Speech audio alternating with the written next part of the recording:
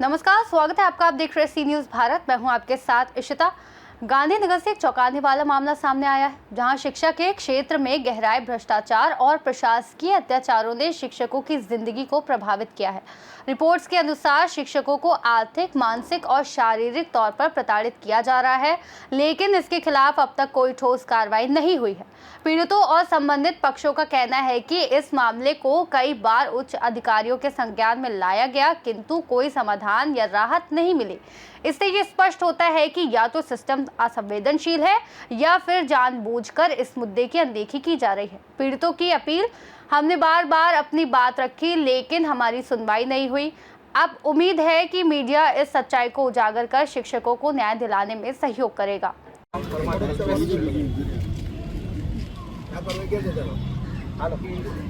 મારું નામ પરમાર કલ્પેશ, હું ધરમપુર જે આશ્રમ શાળા સુથારપાડા છે એની અંદર ફરજ બજાવતો હતો। મેં 12/7/2025ના રોજ આ પ્રમુખ વસંતભાઈ પટેલ દ્વારા જે રૂપિયાની માગણી કરવામાં આવે છે એના ત્રાસથી મેં મારી 2 વર્ષની સર્વિસ જવા દઈ, જે ગુજરાત સરકારની જિલ્લા પંચાયતની ભરતી હતી એમાં આશ્રમ શાળામાંથી રાજીનામું આપીને હું ત્યાં ગયો હતો। તો આ રાજીનામું આપવા માટે અને મંજૂર કરાવવા માટે એ લોકોએ મારી પાસે 3 પગાર ચૂકવવાની માગણી કરી હતી। ત્યારબાદ 3 પગાર ન ચૂકવો તો 50,000 રૂપિયા શાળા વિકાસ ફાળાના નામે પણ આપો એવી પણ માગણી કરી હતી। અને 3 પગાર અને 50,000 શાળા વિકાસ ફાળા નામે ચૂકવેલ નથી તો એ લોકો દ્વારા મારું રાજીનામું મંજૂર ન કરવાની ધમકી આપવામાં આવેલી છે, જેની મેં લેખિતમાં જાણ માનનીય કમિશનર સાહેબ શ્રી ગાંધીનગર બિરસા મુંડા ભવનમાં અરજી કરેલ હતી। તેના અનુસંધાને એ લોકોએ મને લેખિતમાં નોટિસ ફાળવેલી છે કે 3 પગારનો નોટિસ પે ચલણ ફી ભરો, આ એની નોટિસ છે। 3 પગારની નોટિસ ભરવા માટેનું આ ચલણ મને મોકલેલું છે, જે કોઈ જોગવાઈ કે કોઈ ઠરાવ કે કોઈ એવો પરિપત્ર નથી કે જે 3 પગાર આપણે એમને ભરવા। ત્યારબાદ મેં આદિજાતિ વિકાસ અધિકારી કચેરી વલસાડ ખાતે આદિજાતિ અધિકારી ઓમદેવસિંહ પરમારને સાક્ષીમાં આ મેં 1 પગારનું ચલણ ભરી, કાયદેસર 2018નો ઠરાવ છે એ ઠરાવના હિસાબે મેં 1 પગારનું ચલણ ભરી અને મેં મારું રાજીનામું આપેલ છે। ત્યારબાદ આ મેં 31/7/2025ના રોજ રજિસ્ટરી પોસ્ટ દ્વારા પ્રમુખ શ્રી વસંતભાઈ બરજુલભાઈ પટેલ તથા આચાર્ય શ્રી શશિકાંત પટેલને મેં નોટિસ ભરેલ છે તથા રાજીનામું મંજૂર કરી, રાજીનામું મંજૂર કર્યાની નકલ મોકલી આપવા આ મેં એમને અરજી કરી હતી, પણ આજ સુધી મારું રાજીનામું મંજૂર કરી મને નકલ પહોંચાડેલ નથી। આવી જ રીતે આશ્રમ શાળા વેરી ભવાડા જ્યાં હર્ષિદાબેન છે એમનો મને કોલ આવ્યો હતો, કેમ કે એમણે પણ રાજીનામું મૂક્યું। ત્યારે તેમના આચાર્ય શ્રી વિકેશભાઈ એમણે એમ કહ્યું કે પ્રમુખે એમ કહ્યું છે કે તમે 3 પગાર કોણ આપશે। એ જે રાજીનામું મૂકે છે હર્ષિદાબેન, એમની હાજરી જિલ્લા પંચાયતમાં પણ અને આશ્રમ શાળામાં પણ બંને જગ્યાએ આપણે હાજરી પૂરશું અને એ લોકો હર્ષિદાબેન ઉપર ખોટો કેસ કરી દઈશું કે આ બંને જગ્યાએ આ લોકોનું નામ બોલે છે। ત્યારબાદ આ કોલની વાત થતાં પછી મેં એમને સલાહ સૂચન પણ આપેલા કે તમે પ્રાયોજનમાં જઈ અને 1 પગારનું ચલણ ભરી રાજીનામું મૂકી શકો છો। તેમણે પણ 1 પગારનું ચલણ ભરી અને રાજીનામું મૂકેલ છે। આ બાદ એમણે ત્યાંના ધારાસભ્ય દ્વારા કોલ દ્વારા રાજીનામું મંજૂર કરાવ્યું હતું અને પછી ત્યારબાદ રાજીનામું મંજૂર કરવામાં આવ્યું। આ વસ્તુ મારી સાથે પણ બનેલી છે। મારું નામ તેજસભાઈ મગનભાઈ પટેલ, આશ્રમ શાળા સુથારપાડા, તાલુકા પડા, જિલ્લા વલસાડ। હું છેલ્લા 22 વર્ષથી નોકરી કરું છું। નવા શિક્ષકોનો અનુભવ નથી, એટલો મને અનુભવ છે। આ ધમકી આપે, હમણાં 29/5/2025ના રોજ મિટિંગ લેવા આવી શાળા શુક્લા કચેરીએ। તેમાં મિટિંગમાં ચર્ચા કરી 50,000 શાળા વિકાસ ફાળાની ચર્ચા કરી। પછી બીજી મિટિંગ આચાર્ય લીધી અમે શાળા કક્ષાએ 2/5/2025ના રોજ। તેમાં 5 તારીખ સુધીમાં પહેલો હપ્તો ચૂકવવાનો। એ બાબતે શશિકાંતજી પટેલ મારી પાસે ફોન કર્યો, પૈસાની સગવડ કરો પહેલા હપ્તાની। અમારા સ્ટાફમાં મંજુલાબેન આર પટેલ એમના પણ પહેલાં ફોન કર્યો શશીભાઈ આચાર્યશ્રીએ કે તમે પૈસાની સગવડ થઈ તો પેલા બેન કહી કે થઈ ગઈ 20,000 થઈ ગયા. પછી અમારા બીજા ભાઈ છે ઋતુભાઈ કે ગાયકવાડ રસોઈયાભાઈ છે એમને બી ફોન કર્યો શશીભાઈએ આચાર્યશ્રીએ કે પૈસાની સગવડ થઈ ગઈ તેમના પૈસા સગવડ થઈ ગઈ. પછી મારા પણ ફોન આવ્યો તેજસભાઈ તમારા પૈસાની સગવડ થઈ ગઈ હું થઈ ગઈ. તો મારા આટલા બધા પૈસા બધાના ભેગા કર્યા મને આપ્યા મંજુલાબેને મને આપ્યા બચુભાઈએ મને આપ્યા અને મારા ખુદના 20,000 મંજુલાબેનના બચુભાઈના 8,000 અને મારા 4,000 અને 6,000 રોકડા એટલે 10,000 અને 4ઠી તારીખે 4/5/2025ના રોજ આચાર્ય શ્રી શશિકાંતભાઈને મેં રોકડા 10,000 એમ કરીને મારા 20,000 આ બધા પૈસા મેં મને ભેગા કરાવ્યા અને આસરોણાના આચાર્ય શ્રી અરવિંદભાઈ એ પટેલ એમને આપી દેજો. બધા પૈસા અરવિંદભાઈ એ પટેલને આપી દેજો. તમે બધા પૈસા આપી દીધા અને પૈસા ન આપે તો બધી જાતની ધમકીઓ આપે છે. અમે પગાર અટકાવી દઈશું, હિસાબ અટકાવી દઈશું, સર્વિસ બુક લઈ લીધી છે હમણાં મારી આવી ધમકી આપે અને મને નોટિસ બી આપી છે હમણાં. આ બધી સાચી વાત કરીને તો મને આ બધી નોટિસ આપી છે લોકોને.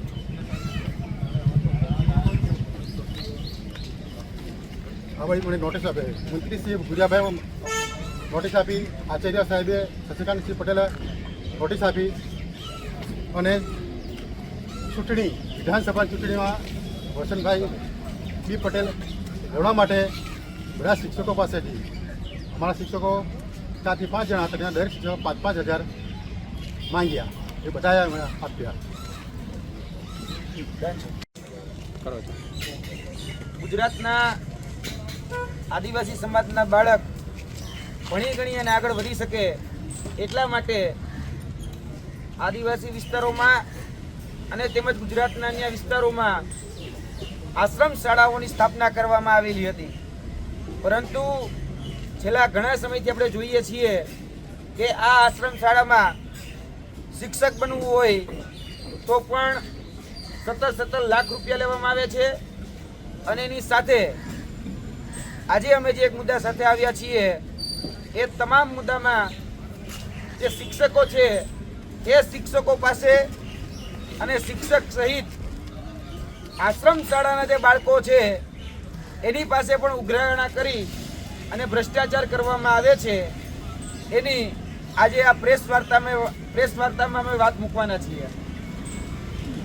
સ્થળ છે શ્રી ધરમપુર તાલુકા નીરા તાળગોળ એટલે કે ધતા નીતા અને ખાદી ઉદ્યોગ સંઘ સુખાલા સંચાલિત આશ્રમ શાળા, જેની આશ્રમ શાળા છે સુથારપાડા, આસલોના, સાવડા, ગરીબવાડા, ચાવસાડા, સુલિયા, સિલદા આ તમામ જે આશ્રમ શાળાઓ છે એ આશ્રમ શાળાના પ્રમુખ શ્રી વસંતભાઈ બુરજલભાઈ પટેલ, ફરીથી નામ બોલું છું, આ આશ્રમ શાળાના પ્રમુખ છે શ્રી વસંતભાઈ બુરજલલાલભાઈ પટેલ, જે વર્તમાન વલસાડ જિલ્લા કોંગ્રેસના મહામંત્રી છે. જેમાં જોવા જઈએ તો શાળા વિકાસના નામે શિક્ષકો પાસેથી 50,000 રૂપિયાના ઉઘરાણા કરવામાં આવે છે. અને લાઇટ બિલ હોય, ભોજન બિલ હોય, લાકડા ભાડું હોય, અનાજ ભાડું હોય, આ બધાની પેટે રકમ માગવામાં આવે છે. અને તમામ ધાક ધમકી આપીને આ રકમ એ મંડળમાં આપવાની રહેતી હોય છે. અને ખાસ કરીને આપણે બધા જ જાણીએ છીએ કે ગુજરાતની અંદર ને કે ભારત દેશની અંદર એક કાયદો છે RTE એટલે કે રાઇટ ટુ એજ્યુકેશન 2009નો એક્ટ. એ અંતર્ગત જે 6 થી 14 વર્ષનું જે બાળક હોય એની પાસેથી એક પણ ફી લીધા વગર એટલે કે નિઃશુલ્ક રીતે ભણાવવાની જવાબદારી એ સરકારની રહેતી હોય છે. પરંતુ મેં ઉપર જે નામો કીધા એ તમામ આશ્રમ શાળાઓની અંદર એક વિદ્યાર્થી દીઠ 200 થી 300 રૂપિયા એડમિશન ફી લેવામાં આવે છે. તેના તમામ આધાર પુરાવા અમારી પાસે ઉપલબ્ધ છે.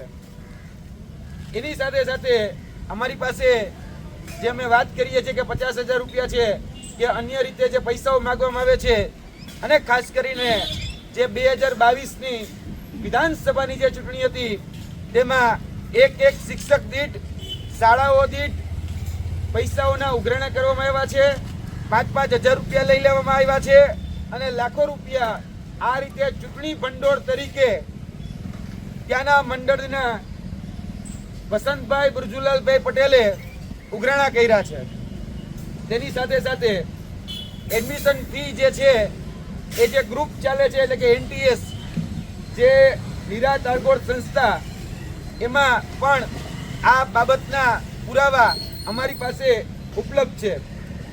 બીજી વાત કે જે લોકો કોઈ સરકારી નોકરીમાં લાગે અને એને રાજીનામું આશ્રમ શાળામાંથી દેવું પડે ત્યારબાદ NOC મળતી હોય છે, તો આ રાજીનામા પેટે પણ વિદ્યાર્થીઓ પાસે, માફ કરજો, શિક્ષકો પાસે 50,000 રૂપિયાના ઉઘરાણા કરવામાં આવે છે. જેમાં ગરીબવાડા કરીને જ આશ્રમ શાળા છે જેના આચાર્ય શ્રી છે વિકેશભાઈ, એને પણ વિદ્યાર્થીઓ પાસે રાજીનામું મંજૂર કરવા માટે 50,000 રૂપિયાની માંગણી કરી છે. તેના પણ આધાર પુરાવા ઓડિયો રેકોર્ડિંગ હોય, વિડીયો રેકોર્ડિંગ હોય અને લેખિતમાં જે માંગણી કરી છે એ તમામ માંગણીઓ અમારી પાસે છે. શાળા વિકાસના નામે શાળાઓની અંદર શૌચાલય બનાવવા માટે આ શિક્ષકો પાસે ઉઘરાણા કરવામાં આવે છે અને એ શૌચાલયનો ઉપયોગ પછી સ્ટોરરૂમ તરીકે કરવામાં આવે છે. એટલે કે બાળકો જે છે એ પેશાબ બાથરૂમ જવા માટે પણ આશ્રમ શાળાની અંદર પણ આશ્રમ શાળાની બહાર જાય છે, પણ એ શૌચાલયનો ઉપયોગ કંઈ કરવામાં આવતો નથી.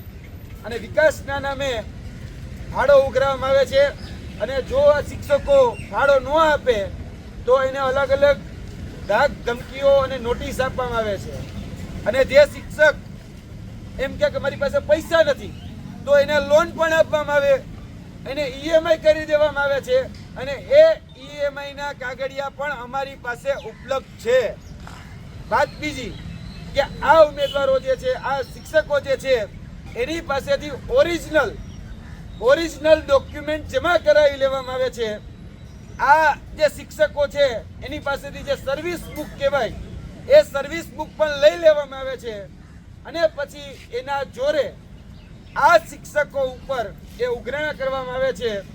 અને જે એના પાલતુ શિક્ષકો છે આ મંડળના, એ પાલતુ શિક્ષકો એના આચાર્ય જે છે એ આચાર્ય તો આ સ્કૂલમાં ક્યારે આવતા જ નથી, બાળકોને કોઈ પણ પ્રકારનું શિક્ષણ આપતા નથી, એક પણ વિષય લેતા નથી અને શાળામાં ફક્ત ખાલી જે માસ્ટર હોય એમાં રોલમાં સાઇન કરવા માટે આવે.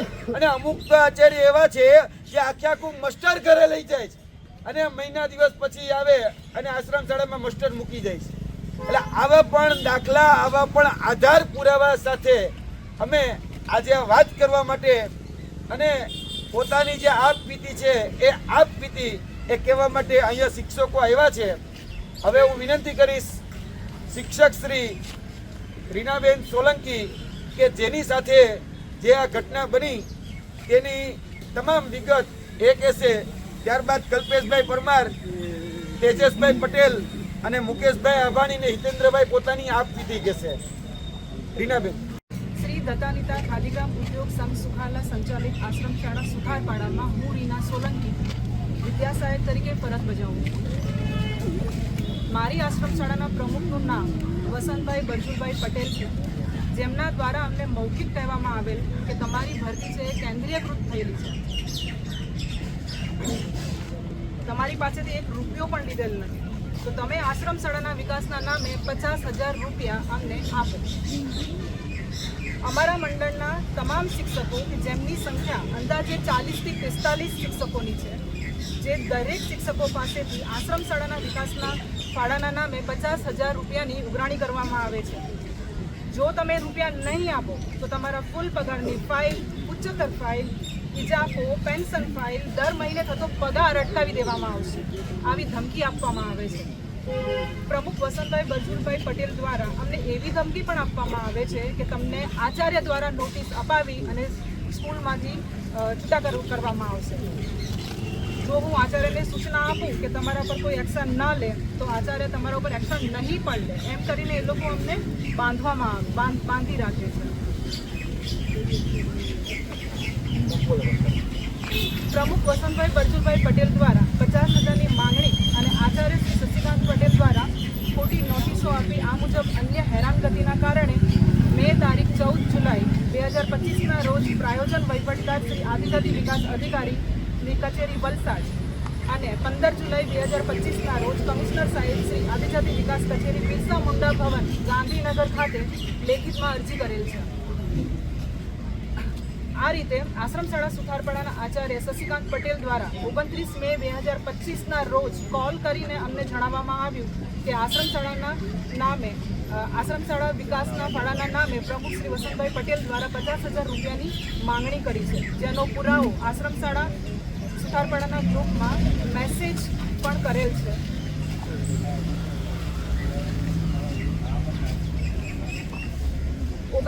મે 2025ના રોજ નજીકના કર્મચારીની મીટિંગ રાખેલ અને દૂરના જે કર્મચારી હતા તેમને અલગથી બોલાવવામાં આવશે તેવું મેસેજ દ્વારા જાણ કરેલ.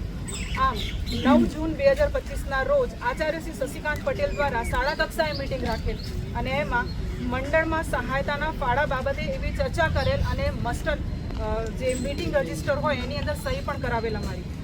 ત્યારબાદ આચાર્ય શ્રી શશિકાંત પટેલ દ્વારા ફરીથી કર્મચારીની મીટિંગ 2 જુલાઈ 2025ના શાળા કક્ષાએ રાખેલ. તેમાં 5 જુલાઈ 2025માં અમને 50,000નો જે પહેલો હપ્તો છે એ જમા કરવા કહેલ. જે લોકોએ 5 જુલાઈ 2025ના પહેલો હપ્તો જમા નથી કરેલ એ લોકોની અલગથી મીટિંગ કરવાની જાણ કરેલ કે જે 7 જુલાઈ 2025ના રાખવામાં આવેલી હતી. આમ પ્રમુખ વસંતભાઈ પટેલ દ્વારા 7 જુલાઈ 2025ના રોજ સંસ્થાની કચેરી સંઘ સુખાલા LBS હાઈસ્કૂલે બોલાવેલ. ત્યાં મારી એટલે કે રીના સોલંકીની તેમજ મારા હસબન્ડ પરમાર કલ્પેશ કુમાર સાથે વ્યક્તિગત મિટિંગ કરવામાં આવેલી હતી. એમાં અમે એ મિટિંગનું રેકોર્ડ પણ કરેલું હતું કે પ્રમુખ વસંતભાઈ પટેલ છે એના દ્વારા કબૂલવામાં આવેલ છે કે હા શાળા વિકાસનો ફાળો તો હોય જ ને, એમ કરીને અમારી સાથે અસભ્ય વર્તન, ધાક ધમકી અને ઓરિજિનલ ડોક્યુમેન્ટ જમા લઈ લેવાની ધમકી અને મોબાઈલ છીનવી લેવાની કોશિશ કરવામાં આવેલી, જેનો ઓડિયો રેકોર્ડિંગ મારી પાસે છે. 4 એપ્રિલ 2024ના રોજ આચાર્ય શ્રી શશિકાંત પટેલ દ્વારા શાળા કક્ષાએ મીટિંગ લઈ રજિસ્ટરમાં મુદ્દા નંબર 6 મુજબ લેખિતમાં લખીને અમારી પાસે સહી કરાવેલ, જેમાં આચાર્ય દ્વારા અમને કહેવામાં આવ્યું કે મંડળના પ્રમુખની મંજૂરી વગર અથવા મારી મંજૂરી વગર તાલુકા, જિલ્લા તથા અન્ય અધિકારી લેવલના સ્થળે મુલાકાત કરવી નહીં. આમ બંધારણીય મૂળભૂત અધિકાર ભાગ 3ની કલમ નંબર 19 સ્વતંત્રતાનો અધિકાર, વાણી અને અભિવ્યક્તિની સ્વતંત્રતાની ખાતરી આપવામાં આવેલી છે તેનો ભંગ કરવામાં આવે છે. આમ અમારા પ્રશ્નો, અમારી પીડા, બાળકોની તકલીફો જેવી વગેરે બાબતોનો ઉપલા અધિકારીને જાણ ન કરવી તેવી દબાણ કરવામાં આવે છે. गांधीनगर गुजरात से सी न्यूज़ संवाददाता अमित पटेल की रिपोर्ट. इस खास रिपोर्ट में फिलहाल इतना ही. देश और दुनिया की तमाम बड़ी जानकारियों के लिए देखते रहिए सी न्यूज़ भारत.